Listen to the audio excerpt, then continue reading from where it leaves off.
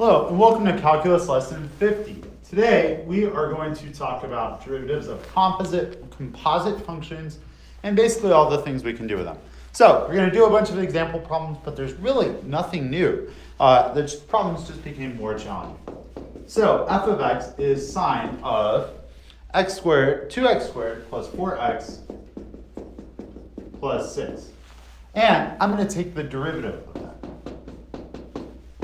How do I take the derivative of that? Well, it's the chain rule. Remember, derivative of the outside, so that would be cosine, leave the inside unchanged, and then multiply by the derivative of the inside. That's your derivative, okay? Derivative of the outside function was sine, inside function was 2x squared plus 4x plus 6. So, we take the derivative of the outside, leave the inside unchanged, and then multiply by the derivative of the inside. Okay? Let's try this one. If g of x is ln of sine of x, what is my inside function? Well, it's sine of x. What's my outside function? ln. I'll use a different color for the screen. It's hard to see. That's that. Okay. So g prime, the derivative of ln is 1 over the inside function, but I must multiply by the derivative of the inside, which is cosine of x. What's cosine over sine? Well, we can simplify this to cotangent of x.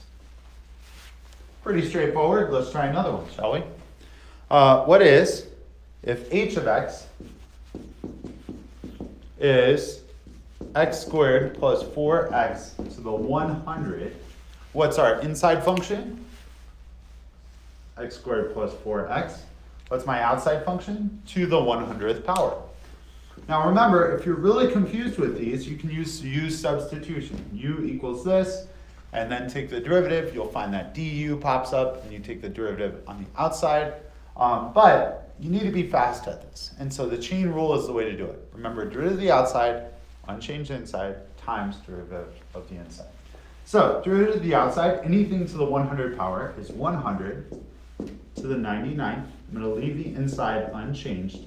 And then I'm going to multiply by the derivative of the inside, which is 2x plus 4. Okay? No need to multiply anything out. That's perfectly fine. All right, let's get to more complicated ones now. Now, these ones are going to have products and chain rule. So, let's be very careful here. This one, f of x, is e to the x squared plus 1 to the 100. So now we have a couple of things going on. If I want to take the derivative overall,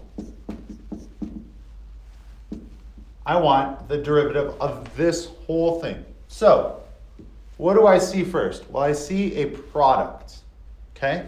So I'm going to take the derivative of the first times the unchanged second plus the derivative of the second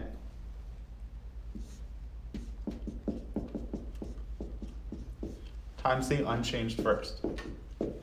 That's the product rule. Now I can do the chain rule on this, but this is pretty straightforward. The derivative of e to the x is e to the x.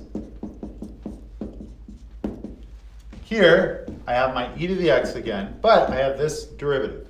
How do I take this derivative? Well, it's basically the same as this one down here. Bring down the 100, leave the inside unchanged to the 99th power, but multiply by the derivative of the inside. Now, a word of caution on this one, on the AP exam, or even on your tests, it may write the answer like this. They both have e to the x in common. They both have x squared plus 1 to the 99th. And then you're left with x squared plus 1 plus 200x. Okay, so that is a possible solution, just factoring things out from there. And that, my friends, is problem set 50.